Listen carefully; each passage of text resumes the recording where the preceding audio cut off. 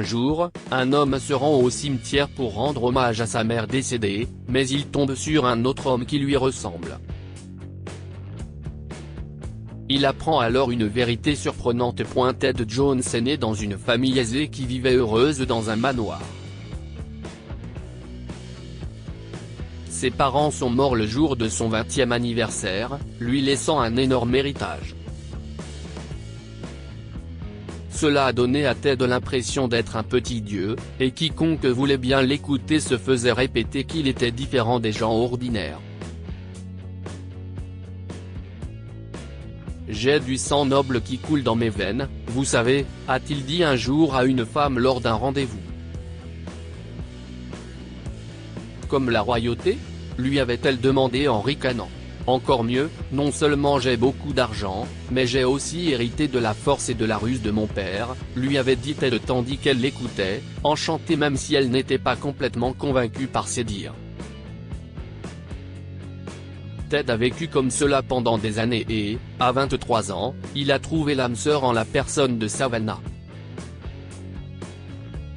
Un an plus tard, le couple a accueilli des jumeaux. Ted vécut heureux avec eux, mais n'a jamais changé, se vantant toujours de son sang prétendument noble et de sa force impressionnante. Cependant, une chose qu'il ne pouvait nier, si est que même les nobles s'ennuyaient de leurs parents. Un jour, pour célébrer l'anniversaire de sa défunte mère, il s'est rendu au cimetière pour se recueillir sur sa tombe et lui rendre hommage. Il a emporté avec lui un bouquet de ses fleurs préférées et une bouteille du dernier vin qu'elle a bu avant sa mort. Il était presque arrivé sur la tombe de sa mère lorsqu'il a remarqué un sans-abri en haillons devant une autre tombe, à quelques mètres de celle de sa mère. L'étranger avait le dos tourné à Ted. Il portait un long pardessus couvert de taches et ses cheveux poussaient de façon désordonnée, lui donnant un air grisonnant. Qui est cet homme ? s'est demandé Ted en commençant à marcher vers la tombe, cette fois-ci en faisant délibérément assez de bruit pour que l'homme sache que quelqu'un d'autre était dans les parages. L'homme ressemblait à un pilleur de tombes, et Ted s'est brièvement demandé s'il allait devoir défendre le cimetière avec sa supposée force de noble. Il a fait quelques pas de plus vers la tombe de sa mère avant que l'homme ne se retourne pour le fixer d'un regard pénétrant de ses yeux verts profonds. La même couleur que ceux de Ted. Ted était choqué, car la couleur des yeux n'était pas la seule chose qu'il avait en commun. En effet, le sans-abri lui ressemblait exactement, si ce n'est qu'il était plus petit d'1 pouce.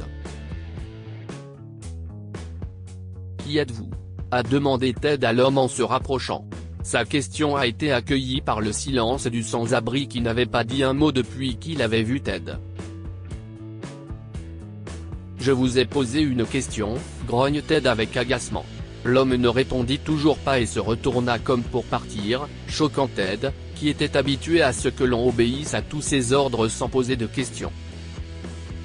« Pourquoi est-ce que vous me ressemblez tant ?» Ted poussa plus loin et vit l'homme s'arrêter dans son élan. Après ce qui semblait être de longues minutes, l'homme s'est retourné et a parlé d'une voix très similaire à celle de Ted. « Je suis votre frère », a dit l'homme avec un regard sérieux dans ses yeux. À sa déclaration, Ted l'a regardé de haut en bas, puis a ri. « Comment un homme en haillons et sans abri peut-il être mon frère ? Si est-il forcément une erreur ? Je viens de remarquer que vous me ressemblez et si est-il étrange, dit Ted. Pourquoi pensez-vous que si est-il le cas ? Demanda l'homme à l'air sale nommé Caillou.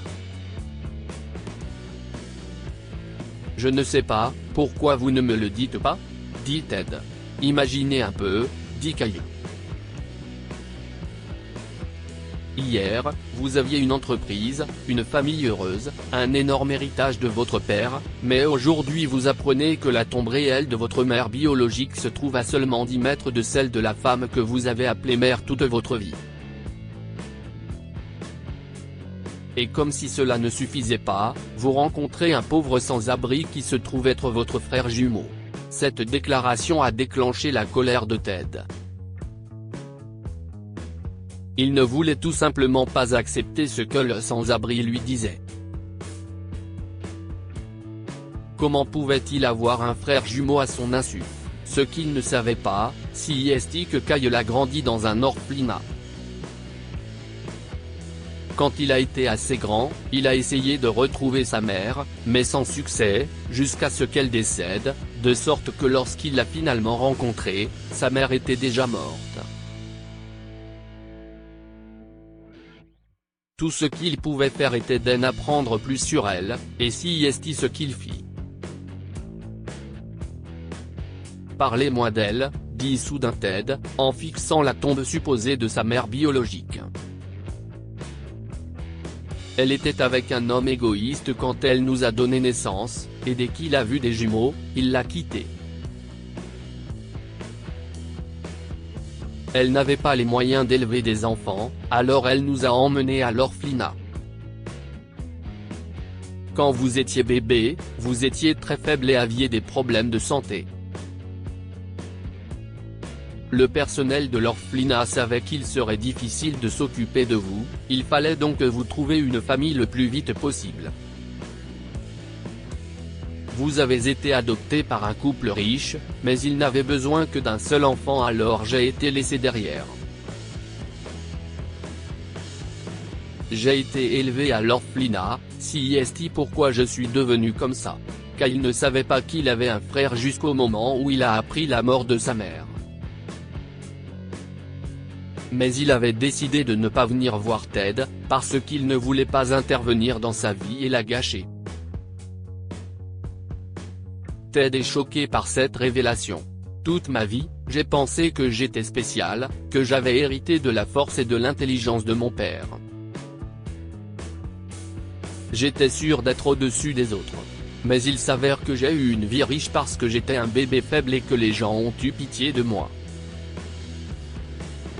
Vous, Kyle, vous pourrez être à ma place maintenant, avoir beaucoup d'argent et une famille heureuse, et je pourrais être sans abri, n'est-ce pas?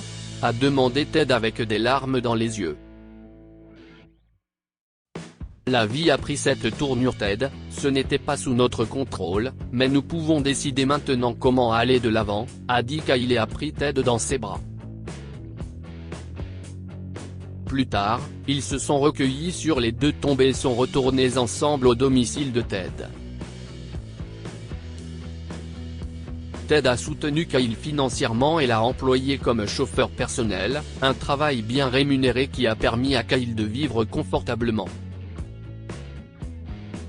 Après un certain temps, Kyle a rencontré la secrétaire de Ted et a commencé à sortir avec elle. Au fil du temps, les deux hommes vécurent à nouveau comme des frères, et ils sont tous les deux heureux. Ted a également cessé de se vanter de ses nobles gènes, ayant appris l'humilité. Quoi avons-nous appris de cette histoire? Ne jamais montrer trop de fierté. Ted était très fier de son héritage et le mettait souvent dans la figure des gens jusqu'à ce qu'il réalise que ce qu'il pensait était faux. Il s'est rendu compte qu'il était tout aussi spécial qu'une autre personne et a appris l'humilité. Le temps arrange tout, sois patient. Kyle savait qui était son frère bien avant que Ted ne le découvre, mais il a choisi de prendre son temps, attendant le moment idéal pour faire la révélation. Cela l'a aidé, et il a pu retrouver Ted. Partager cette histoire avec vos amis. Elle pourrait illuminer leur journée et les inspirer. Lire aussi, moment émouvant où des jumeaux se rencontrent pour la première fois près de 70 ans après avoir été séparés à la naissance. Abonnez-vous à Amomama sur Google News.